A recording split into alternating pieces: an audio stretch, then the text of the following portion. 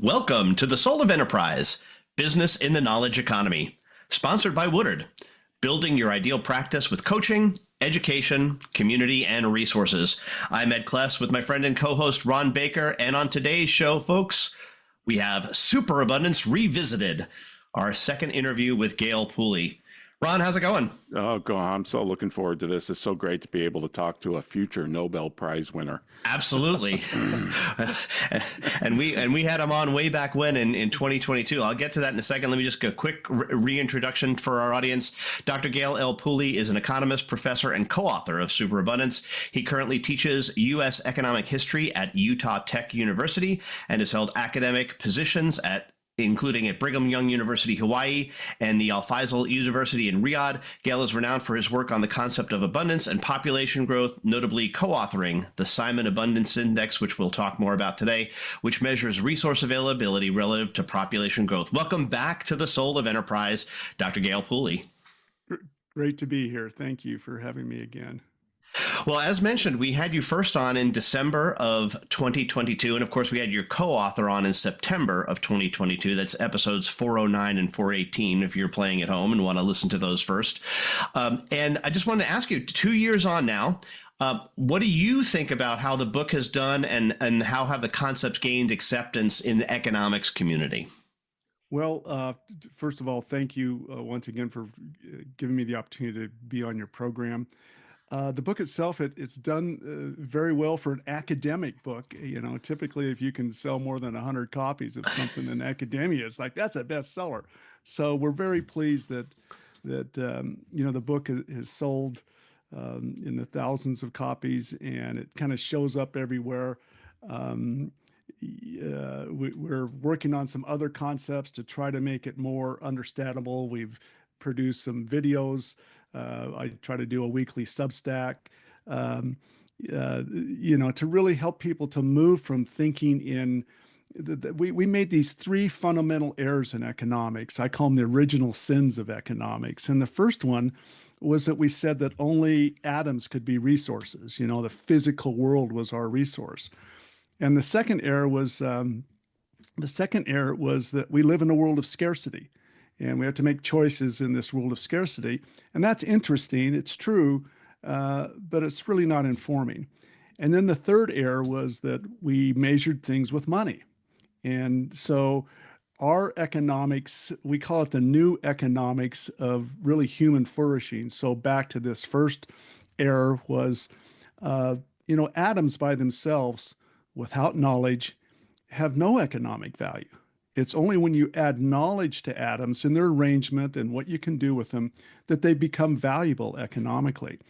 And we live in this world of finite resources, but knowledge doesn't appear to have any kind of limit to it. So if knowledge is really our resource, if wealth is really knowledge, and knowledge doesn't have any kind of limit or constraint, then our resources can really be infinite. So that's the first move from thinking in atoms to thinking in knowledge. And then the second one was, we do live in this world of scarcity because we have a fixed number of atoms. But what's really interesting is how we move from scarcity to abundance. How do things that were scarce yesterday or 100 years ago, they're very abundant today? How did that happen? And then the third idea is moving away from measuring in money to measuring in time. And that's based on this idea that we buy things with money, but we really pay for them with our time. So trying to get people to think in this new set of ideas is really what our work's been, for the last 2 years. How can we explain that in a way? How can we articulate it and persuade people to look around? Because what you see is a function of your perspective. And so we believe this new perspective is we think it's much more truthful about reality. This is what the world that we really truly live in. And if you look at the world in that perspective, you kind of shift your expectation about the future as well. Instead of living in this world of scarcity where we have to fight over atoms, we live in a world of knowledge where now we cooperate in this discovery and sharing of knowledge. So we're we kind of push away at it every day, but we're kind of academics, so we're not used to trying to go out and sell these ideas. But wherever we've gone, we've had a pretty positive audience. Once we've explained to them the framework, they're yeah, that does make sense. I should think in time, and I should think about abundance, and I should think about knowledge. And so got a long way to go, but we're making progress. Yeah, it absolutely has fundamentally changed the way that I think about the world. I mean, especially in the last 2 years, where inflation has come back into the fore, and all of the reports, time after time, and you would put out a Substack and go, "Hold on a minute, I respectfully dissent." Yes, inflation is an issue, but you're not really telling the whole story with regard to this. And we've got a question from one of our listeners that I would like to play from you, and you have dealt with two of these issues, so I'm going to quick switch into this so that you should be able to hear this as well. Make sure I click share sound, which is the always important thing. And here's our question from our listener, Hector Garcia. Hello, Mr. Pooley. Love your work around time prices. I have a two-part question. One, I'm pretty sure you will talk about this, is the egg prices. I'm paying about 50 cents an egg. I still consider that that's not that expensive compared to the cost of having my own chicken coop, I guess, as an alternative. But I would love to understand where the price of eggs falls into the broader conversation, not just the political, but the economic conversation of today's times. And the second part is the one that I was chatting with Ron and Ed about, which is the real estate prices. There seems to be a bit of a disconnection between time prices and real estate prices. I haven't done my research specifically, but I feel based on what my parents tell me and my grandparents tell me that what they used to pay for housing 30 years ago, 40, 50 years ago, compared to the income today, it's just way off. Like, it just seems like in today's average, maybe per square footage pricing is not the same as it was 20, 30 years ago compared to the income. So do you have any research or anything interesting to say about that? There you go, Gale. Okay, great. Well, thank you, Hector, for those two really good questions. Let's do the egg question first. Yeah, we have, eggs have just kind of spiked, here recently. It's like, wow, they were $2 and now they're $8. How did that happen? And recall, we go back to prices are a function of both supply and demand. If you increase supply, prices will go down. If you increase demand, prices will go up.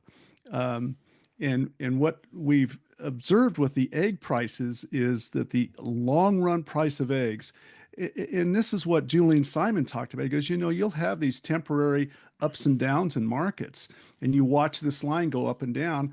The real question is, what is the underlying line doing? In other words, the trend line, what is that doing? And we call that the regression line. And that regression line suggests that we just continue to have more and more abundance with eggs.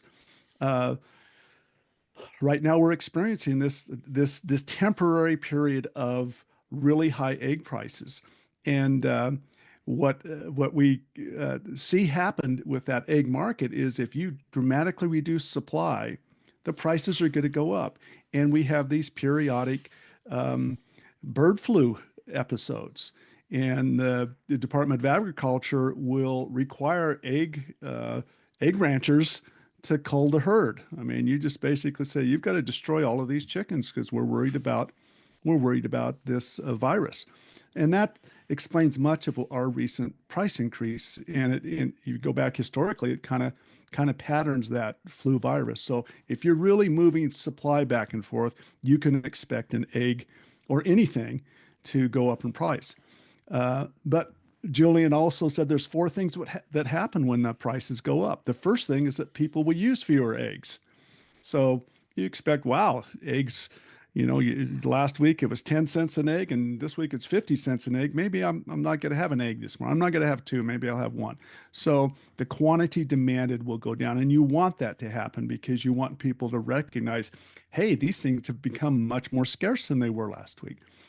The second thing that happens is people will go out and try to find more eggs. I'm going to go out and get myself my own chicken. I'm going to I'm going to go see if I can import some eggs. I'm going to go find more eggs. The third thing that happens is that people will look for substitutes. Um, that there probably are substitutes for eggs, but you think of another product like a Snickers bar. Yeah, if the Snickers bar today was $1.50 and I go in there tomorrow and it's $3, it's like, well, what else would give me the same utility of this egg? And I start looking for substitutes. In many cases, those substitutes are the incentive for an entirely new innovation. Um, when we saw that whale oil that was used to to fuel lamps for light, when that whale oil started to become very, very expensive, everybody's thinking, what could we use instead of whale oil that would give us the same light? And this created this whole new demand to discover something else. And that's how crude oil essentially became valuable, because we figured out that we could refine this crude oil and extract kerosene out of there. And suddenly you have this other product, one-fourth the price. And and then the fourth thing he said is that people will recycle. If something becomes more expensive, people will try to figure out how to recycle it if they can. It's kind of hard to recycle an egg, but you can recycle aluminum cans. What's surprising, if you have an aluminum can today that you're drinking your beverage out of, that aluminum can has been recycled about 7 times already. And aluminum's I mean, it's we figured out how to recycle it. Almost 100% of the aluminum we can recycle it again. So those 4 things, when they kick in because of a price increase, what Julian said is what you will observe is that wait a bit, and you will notice that the price will actually be cheaper in the future. And it's because you are now focusing on discovering new knowledge. And once you've focused on it and discovered it, then we all benefit from it. So I tell all my friends and on X, I'm saying, anybody want to bet on the egg prices a year from now? I'll bet you $1 or I'll bet you that they're going to be cheaper next year than they are today. Nobody wants to take me up on the bet. They all want to talk about how high the prices are, but it's going to be cheaper. Let this thing play out. Let time kind of play out, and let the market and individuals with these incentives. Prices contain information, and that information creates incentives for people to behave differently. Be patient, and you will see this new discovery of knowledge, and it's going to bring the price down even lower. In our book, we actually analyzed eggs from, I think, 1919 to 2019, and it was like, I think it was like 20 to 1. For the time it took you to earn the money to buy 1 egg in 1919, you get 20 eggs today. So think again in this long run trend, what has happened? So, yeah.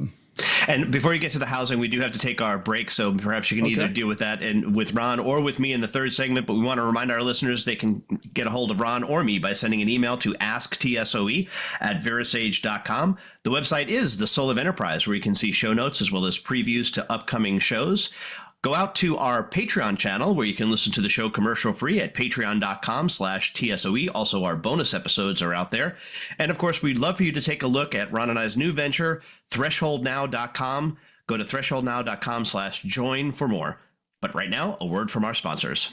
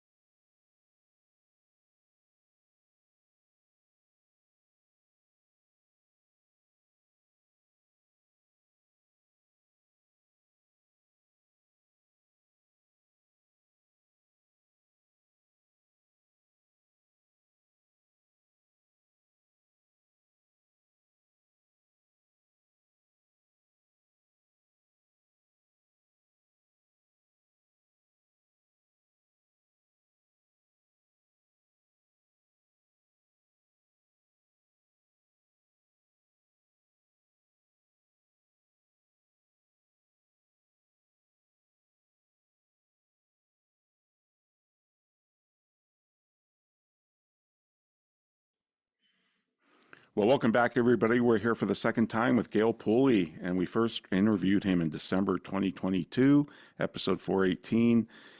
His Superabundance book that he co-authored with Marion Tupy is also our best book of 2022. Jordan, I was thrilled to see AEI picked it as their best book, and I love the fact that Jordan Peterson's out there plugging it as well. I'm also thrilled that you got almost 400 reviews on Amazon and really good scores, by the way. And I'm just interested, how is it being received among economists? I know there's been some reviews and like Independent Institute, other places, but what kind of feedback are you getting from your colleagues? It's been kind of interesting because we had a bunch of guys look at it before we published it, academic economists, and they made helpful suggestions on what we should do. But I think back to, those three original sins is still kind of, economists are fixated on that do we live in this zero-sum world? It's like, no, one, we don't when we trade with each other. The idea of both of us creating value for one another, that's a key insight that sometimes economists, we get frustrated trying to help people understand that, you make a profit when you buy a Snickers bar. Walmart does, but you do as well. And then it's just, we've grown up with CPI. And so this kind of obsession with CPI, watching CPI, and what you realize is CPI tells you how expensive things have become, but then it doesn't tell you if they become more or less affordable. And that's really the issue, because things can become more expensive and more affordable at the same time. How is that possible? Because your wage is increasing faster than the rate of price inflation. And that's what we've actually seen. Inflation goes up at 5%. Well, people's wages are going up at 6%. So the time price, which we argue is really the true price, is actually going down. You can buy more today with an hour of your time than you could last year and the year before. And, we're troubled by inflation because we don't like prices doing all of this, but it's, compared to what? Back to this fundamental other economic question. The two questions we always ask is, compared to what? And then what happens? Then what happens? If you're going to do this, then what happens? So the compared to what, the reason time prices are better than money prices is it's a ratio, and it contains more information. It's the price divided by your hourly income. And that ratio really reveals how much your time is buying you today. And when we discover new knowledge, it shows up all over the place. It shows up in effectively I can lower my prices if I discover a new way to manufacture a product. Jordan Peterson made this interesting comment. He said, if you figure out how to do twice as much in an hour, you've doubled your knowledge. You're twice as smart. But it isn't just the company that benefits from that. If I come up with a new way to manufacture something, and now it lets me lower the cost, it lets me pay my employees more, it lets me give higher dividends to my customers. So everybody basically gets to participate and enjoy this new knowledge that's created. So the time price really tries to capture, we think it's a measurement of how much new knowledge that you're adding to an economy. If a pizza costs you 60 minutes, an hour, I'm making pizzas $20, I'm making $20 an hour. The pizza time price is 1 hour or 60 minutes. Well, if next year I can get a pizza for 55 minutes, what does that mean? Well, it means that I get about 10% more pizza for the same time. My pizza abundance is increasing. The pizza guy, he makes more money. I get more pizza for my time. It's like everybody is enjoying this new knowledge that we've discovered. So being able to get people to think in time and think in what's an hour buying you today, irrespective of the prices. Once again, we don't like inflation because it's like this is this monetary thing that's distorting prices, and I go in and I see the prices go up. And typically what we observe when you have this episode of monetary inflation where you've added to the money supply, 40% increase in the money supply in the last 5 years, you're gonna typically prices will feel that first before wages, but wages will generally always catch up and go faster, especially if you're discovering knowledge. And it seems like we continue to discover knowledge in the middle of wars. If we have COVID, if we have all of these problems, we continue to discover knowledge that allows these time prices of all of these products around us to become more and more abundant. So helping the economics profession to kind of move beyond CPI. We actually have a new measurement that we're trying out that we call the TPI, the time price index, which is you're really just taking the CPI and you're comparing it to wages. And you look at, when someone says, wow, the CPI went up by 13% over the last 5 years. It's like, yeah, that's true. Is that good or bad?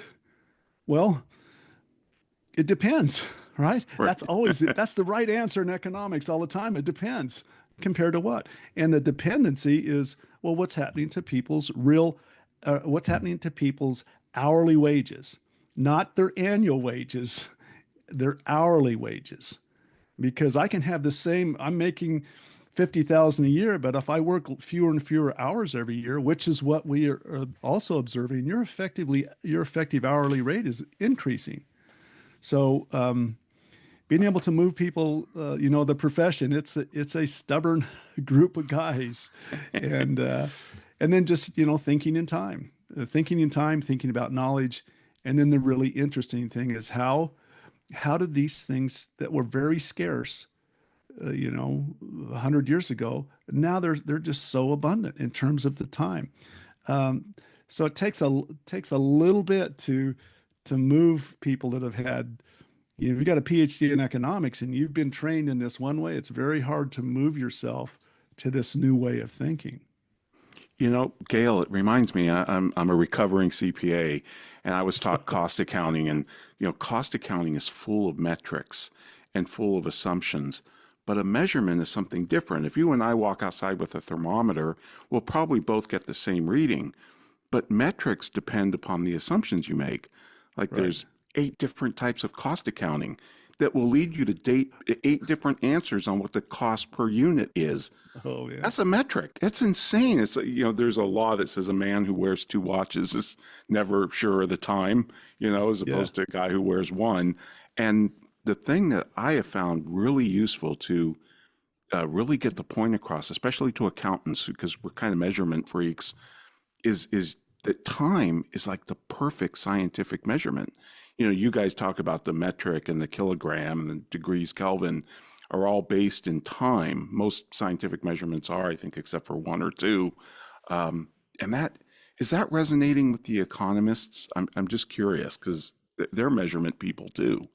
Yeah, they are. That third error that we made where we wanted to measure things in money, that was an error. That was a mistake. Science, as you note, 6 of the 7 units of measurement that we use in science are based on time. It's like economists, why don't we be like the rest of science and use time in our analysis? So moving to time, it's got these like 7 features that make it better than money. The first is you've got this ratio. It contains more money. Time price contains more information. The second one is you can transcend all of this problem and contention with CPI. How is that calculated? Well, just go right to the time price, and you don't have to worry about CPI. The third one is the scientific method is using time. Let's use time.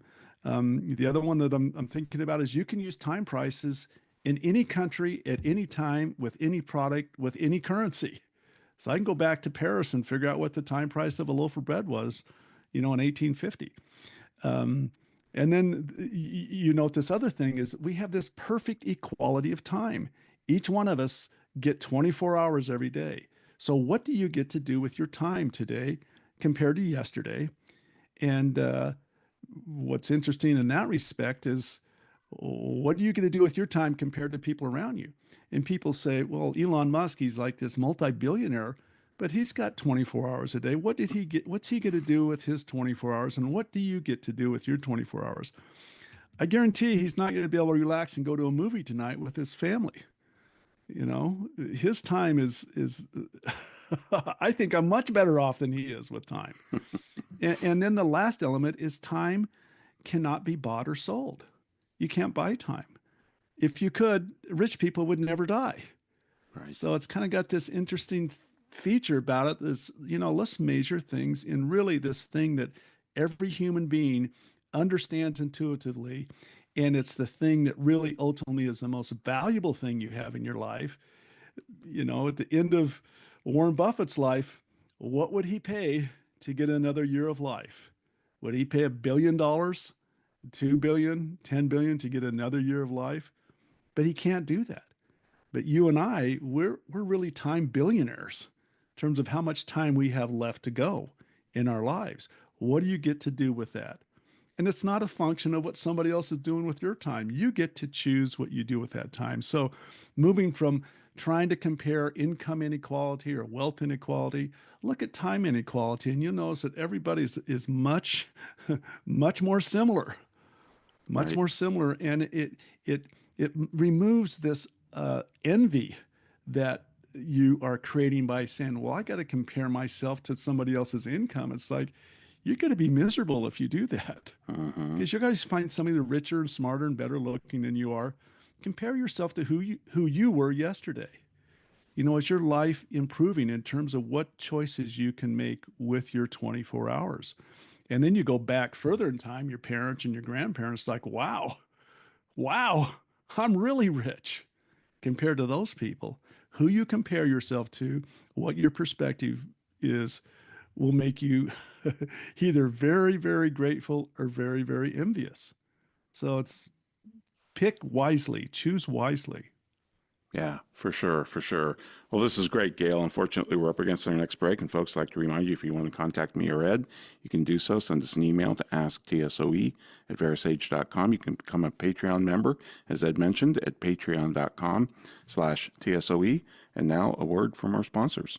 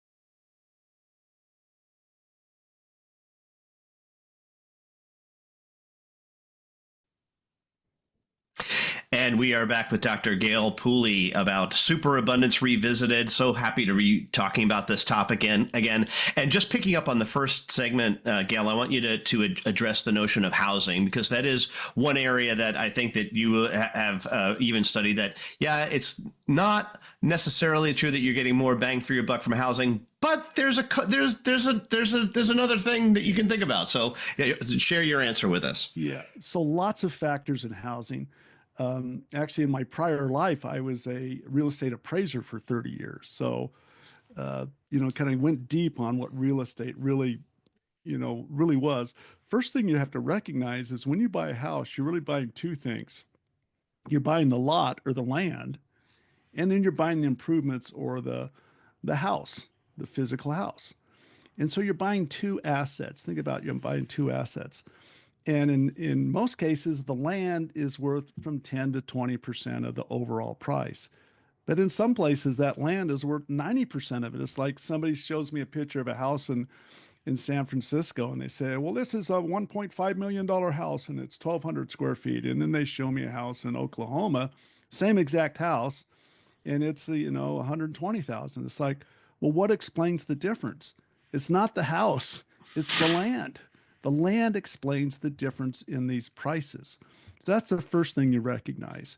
And why is land so expensive some places and so less so cheap in other places? Why is it so expensive in Silicon Valley but so cheap in Oklahoma?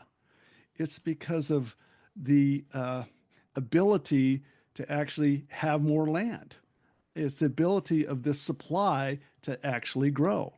And what you have with real estate, which you don't have in many industries, is you have governments that are involved in limiting, artificially, politically limiting the amount of supply of land through zoning regulations.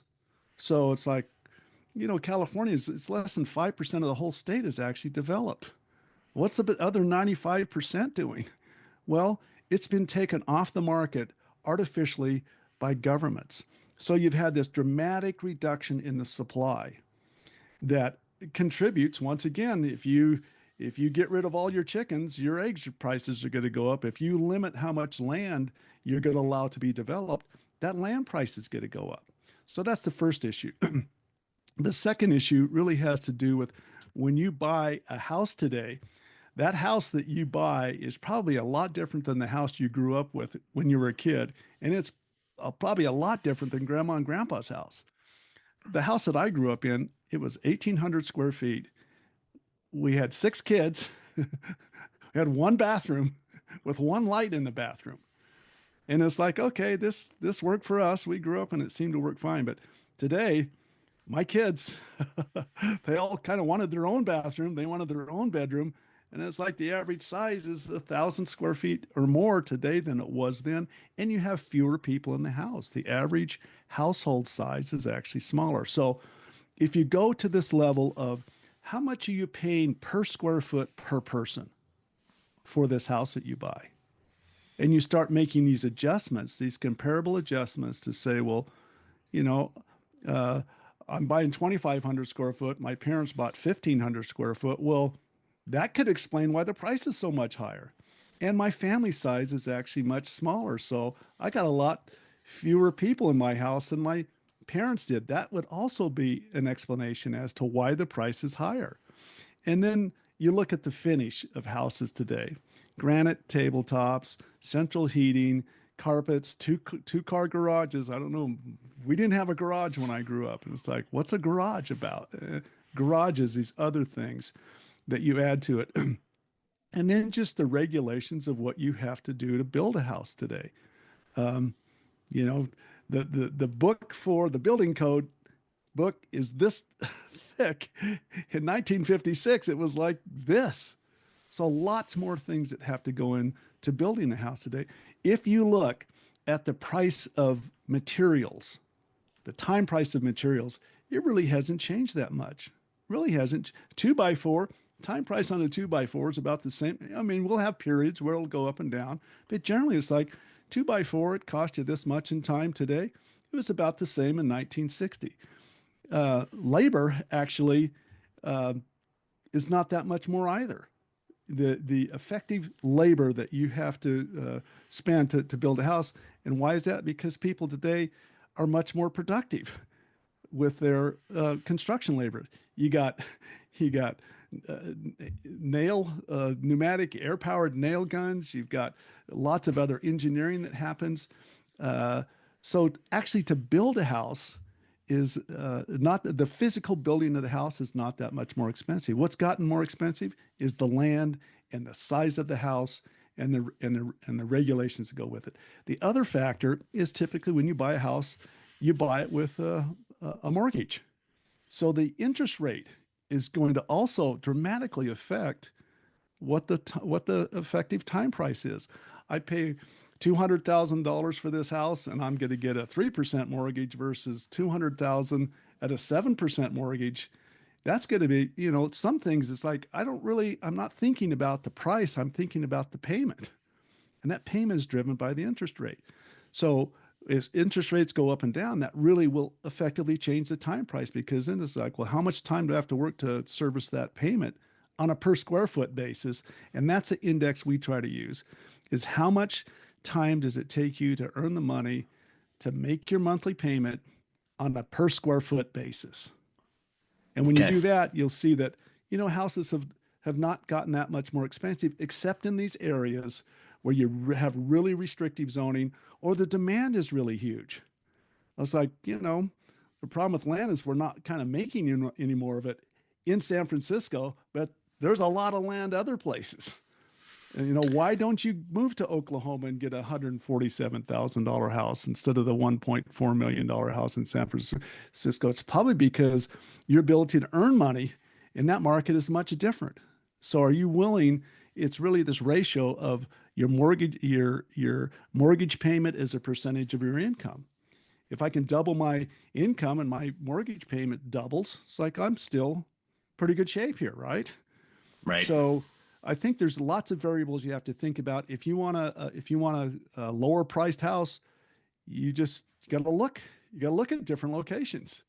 You can't have a really high income in most cases and a really low house price, because you could have a lot of people that are going to want to go to that market where they can earn much higher income, and that's going to push the price up. But it also, once again, if the government in that area is restricting development, and they can restrict development all kinds of ways, and who likes that restriction of development? The existing homeowners. Of course. So right? I have to ask you, are you aware of the book that Ezra Klein and Derek Thompson just came out with called, ready? Abundance. Yeah. I just picked up the book. I'm starting to make my way through it. So okay, because I think they're making the similar argument about that from the supply side, especially with the housing in San Francisco. I haven't read the book yet either, but I've listened to 2 or 3 interviews with them. So and that's one of the things they talk about. It's interesting, guys. I look at there, and it's really supposed to be this new kind of I know playbook for the Democrats, I guess. And it's like, you guys have been kind of doing these restrictions for 50 years, and now suddenly you're going to wake up and say, "Oh, let's have abundance by getting rid of all these restrictions that we imposed." It's like, okay, good. Yeah. So you've already outdone them because you have superabundance. They just have abundance. So I mean, as far as I'm concerned, so superabundance greater than abundance. So yeah, you're halfway there, guys. That's right. They're halfway there. But I've got about 4 minutes left with you, and I wanted to ask you about artificial intelligence and something, because I know that you touch on Jevons in Superabundance, but really he was kind of a believer in the whole scarcity idea, right? Even though he was kind of one of the original marginalists. But talk to me about the Jevons paradox and how it plays into what we saw with artificial intelligence and the incredible explosion from a time price perspective regarding AI. Yeah, the Jevons paradox basically is wow, if we lower prices, then everybody will, we can improve our society if we could just have cheaper gas prices. If gas prices were cheaper, look at all of the abundance that we would have. And it's like, the problem is when you lower the price, you increase that demand curve is downward sloping. If you're going to lower the price, you can expect a lot of people to suddenly say, I want to buy that gasoline now. I want to buy that pizza. Everybody loves pizza depending on the price. And, the pizza's $25. It's like, well, I'm not really interested, but if pizzas go on sale at $5, how many pizzas are you going to sell? Are you going to sell the same number of pizzas, or are you going to sell dramatically more pizzas? And that's why the lower the price of something, the greater the quantity demanded, which means people are going to consume even more of that. You're not going to be able to let's impose a price cap on this so people don't have to pay as much. You're creating now another incentive. Then what happens is everybody's going to consume more of it. Now with AI, this whole idea with AI has been, well, if we can get this price down where everybody's going to be able to consume more of it, NVIDIA's doesn't have a future, right? Once we figured this out, and NVIDIA's, you listen to those guys, Jensen Hang, and he says, no, the more AI we have, the more demand we're going to have for AI. It's going to be everybody's going to want one of these AI, one of our NVIDIA cards, at home. The lower the price we get, the greater the quantity demanded. So, with respect to AI, I think that what you're going to see is this continuation of this development of these products that are very powerful, but the more you make, the more you learn. The more you learn, the lower your costs. The lower your costs, the lower you can price it. And the lower you price it, the more you're going to sell. So you end up with this virtuous spiral of knowledge that continues to get discovered. It makes things more valuable and more abundant at the same time. And that's what you would expect to see happen with NVIDIA. They're going to sell, he thinks he's going to sell 100 times more cards if he can drive that price lower. And ultimately, he's good, the company's going to be even more profitable.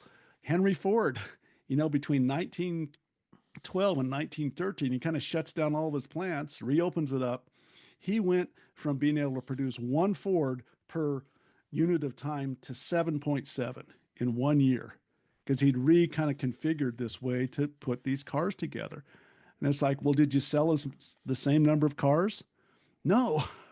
Suddenly we could lower the price, and now the more we sell, the more we learn, the lower the price. You get into this virtuous learning curve, and it goes exponential.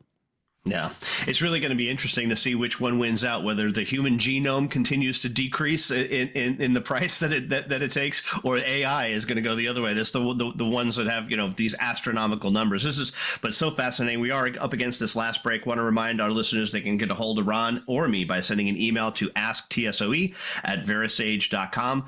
Website again is The Soul of Enterprise. Show notes as well as previews to upcoming shows. Love for you to go out and take a look at our Patreon channel, and go out to ratethispodcast.com/TSOE, where you can, guess what? Rate this podcast. We'd love for you to rate this podcast. It helps other people find the show. And if you do write a review, we are happy to read it on the air. But right now, a word from our sponsors, including Woodard.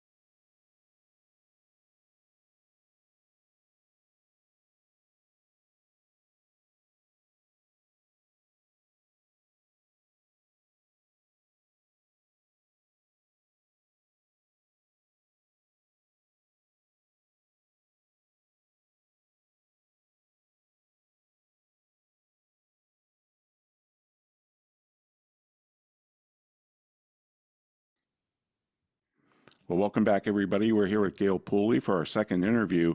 And Gale, the other thing that amazes me about this time price thing, like you were talking about with the housing issue, is one of your articles in Gale Wins, which is your Substack, looked at the Macintosh at 40 years old. And as somebody who's used Mac their whole career, you said a Macintosh cost $24.95 in 1984. Today, you can get one for about $12.99. So you can essentially get 6 for the price of 1. But then, when you think about it, would you want a 1984 Right. Mac? And then you say that makes today's model infinitely better. And I just want you to explain that, because that's mind-blowing on a whole different level than just the time price. Yeah. Remember, it's not what you pay for something. In some cases, it's not what you pay for something that counts. It's what someone would have to pay you to not use it. Right. Because Bingo. it's really your value. And we know that in every transaction, there's one price and 2 values. There's the value that the buyer has and the value of the seller. And that value, we don't know how much that is above the price. We know it's above the price. Hey, I bought a box of Cheerios. It's $5. You know, how much would you be willing to pay for? Well, maybe $6, maybe $7. But some of these products, it's like, okay, when I survey my students and say, you all have these smartphone, iPhone products, you paid $500 or $600 for them, you're paying $2 a day. What would I have to pay you to never use it again? And I've yet to find a student that's willing to do it for less than $5 million. It's like, well, you got something that's worth $5 million and you're paying $2 a day for it. You're like an iPhone billionaire, because it cost Apple $100 billion to make that phone, and you get to use it for $2 a day. You know, that seems like a pretty good deal. And then the question is, you got this new iPhone 16, you got the iPhone 1. How much better is the iPhone 1 than the iPhone 16? Some people will say, well, it's got more memory and the screen is better. No. The question is, how many iPhone 1s would I have to give you for you to give me your iPhone 16? And most people say, well, I'd never trade you. I'd never trade you. It's like, well, didn't you think the iPhone 1 was good? Oh, yeah, it was good for its day. But this thing is so much better. So what is really the multiplier, the abundance multiplier with an iPhone 16 over an iPhone 1? They both kind of are priced about the same. But this thing here it looks like it's infinitely better. I don't know anybody that would trade you for an iPhone 1 that has an iPhone 16. They'd want some cash, right? Right. The difference. So I think, once again, if you are thinking in money and not value, if you're thinking in prices and not value, it can also mislead you about what's happening in a market. You know, how much value is created? William Nordhaus, the Nobel Prize winning economist from Yale, he did some analysis on when new value is created, how much of that new value actually do the entrepreneurs get? And he calculated it was about 2.2%. So it's like, I'm going to make this guy makes this pie. He cuts it into 45 slices. He keeps one of those slices, and all of his customers get the other 44 slices. And you got to tell me, you think that that's not a good deal for us, for us as consumers? They're willing to do that for that kind of a share of the value that gets created. And so I think being able to get people to think about, what's it really worth? What would I have to pay you to not use this again? I know what you paid the price, but what's the value to you? Think in value. And then you'll come to realize, my life is really pretty good. Yeah, it's really good. Because that additional value doesn't get picked up in like our GDP, right? We're just looking at stuff in prices, money prices, not in terms of the value. Right. The other way, and it's a beautiful illustration, Gale, that you had on your March 7th Substack, Cruise Ship Billionaires, where you talk about Royal Caribbean just launching the icon of the seas. 2 questions for you. One, are you really going to go on that ship for your next vacation? And 2, there are free lunches, aren't there? They're all over the place. And they're free in the sense, remember, you don't have to be a billion. You don't have to have $1 billion to enjoy $1 billion. And once you kind of realize that, you also tie that into the fact that many products are based on knowledge. And knowledge has this feature that if I have a Snickers bar and I share half of it with you, then I have a half a bar and you have a half a bar. But if I have a piece of knowledge and I share it with you, it's like I still have the knowledge and now you have the knowledge. We've doubled the knowledge. So you look at some of these products, and the reason that we enjoy them is they cost a huge amount of money to develop. $2 billion to build this ship. Why can they do that? Because there's so many of us. There's so many of us. And that allows them to spread that cost over millions, if not billions of consumers, so they can recapture that development cost, that we all get to enjoy this $2 billion ship that I can get on for $100 a day, and I get entertainment and food on top of that. It's like, this is such an incredible deal. But the cruise guys are making money, the workers are making money, the customers are happy. It's like, who's not happy about this?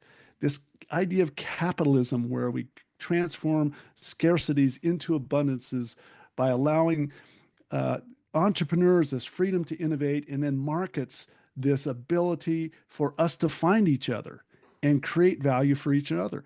Markets are these places where we go to find people that can solve our problems better than we can solve them. It's like, why would you not want to encourage that?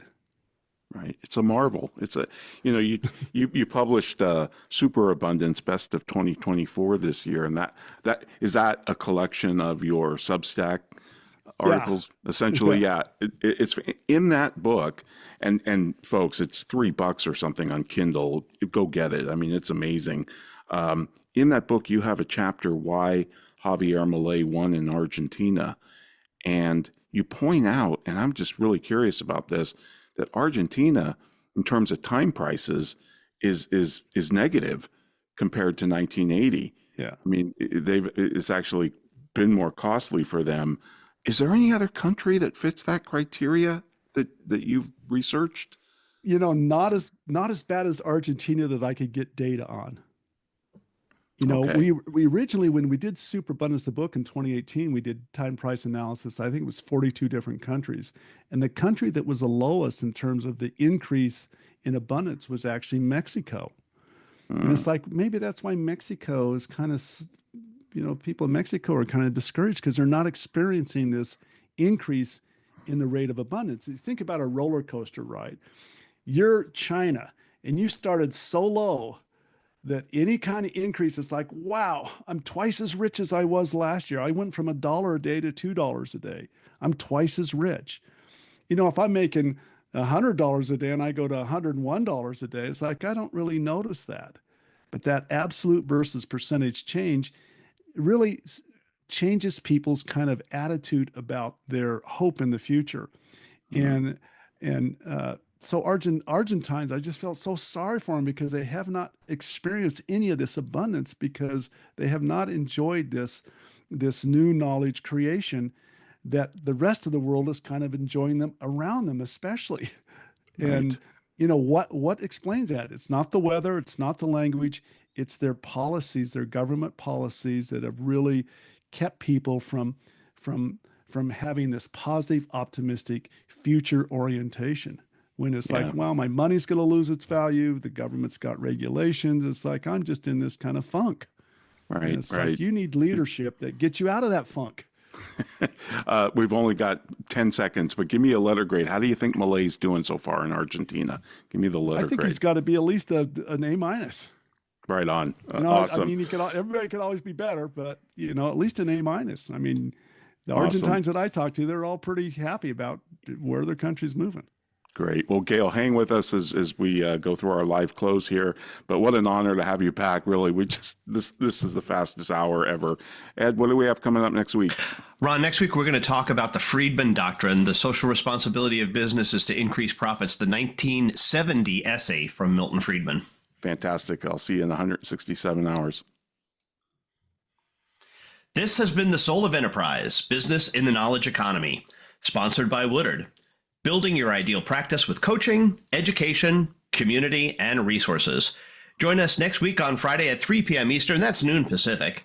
In the meantime, visit us on the web at www.thesoulofenterprise.com.